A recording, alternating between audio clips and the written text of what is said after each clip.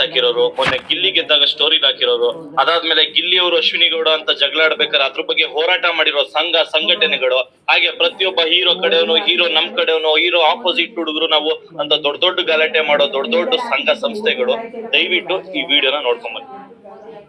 Sir, drinking water is a major problem. Sir, there are human beings. Sir, Karnataka people, on one side, Tamil Nadu, on the other side, Andhra Pradesh, on the other side, Goa. We don't know, sir. I am struggling from last 65 years. I moved a resolution in the assembly and passed a resolution unanimously. I was an independent member. Sir, today is the fag end of my life. Fag end. I don't want to talk anything. I only appealed to this August House. My term may be over by another 1 month. Please, take care of Karnataka about the suffering of the farmer. The drinking water, sir, with folded hands. I beg of you, sir. Please, see that the problem of the drinking water is solved.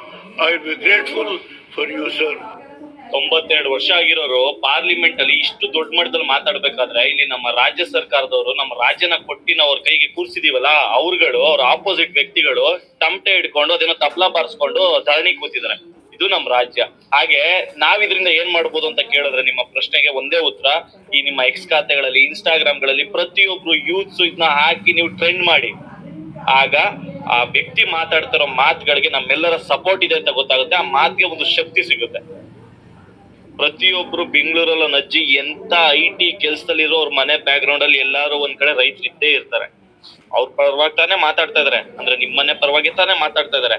ಅದು ಬಿಟ್ಟಾಕಿ ಬೆಂಗಳೂರಲ್ಲಿ ನೀರು ಕೊರತೆ ಅಂತ 2 ತಿಂಗಳಾದ್ಮೇಲೆ ಬರುತ್ತಲ್ಲ, ಅವಾಗ ಗೊತ್ತಾಗುತ್ತೆ ಇದ್ರ value ಏನು ಅಂತ. ದೇವೇಗೌಡ ಸರ್ ಅವ್ರದ್ದು ವಿಡಿಯೋನ ಎಲ್ರೂ ಶೇರ್ ಮಾಡಿ. ಅಟ್ಲೀಸ್ಟ್ ಆ ಕೆಲ್ಸ ಆಗದೆ ಹೋದ್ರು ನಮ್ಗೋಸ್ಕರ ಧ್ವನಿ ಎತ್ತಿರೋದಕ್ಕೆ ಒಂದು ರೆಸ್ಪೆಕ್ಟ್ ಆಗಿ ನಮ್ಮೆಲ್ಲರ ಫೋನ್ಗಳಲ್ಲಿ, ನಮ್ಮೆಲ್ಲರ ಸ್ಟೇಟಸ್ ಸ್ಟೋರಿಗಳಲ್ಲಿ ಅವರ ವಿಡಿಯೋ ಹಾಕೋಣ.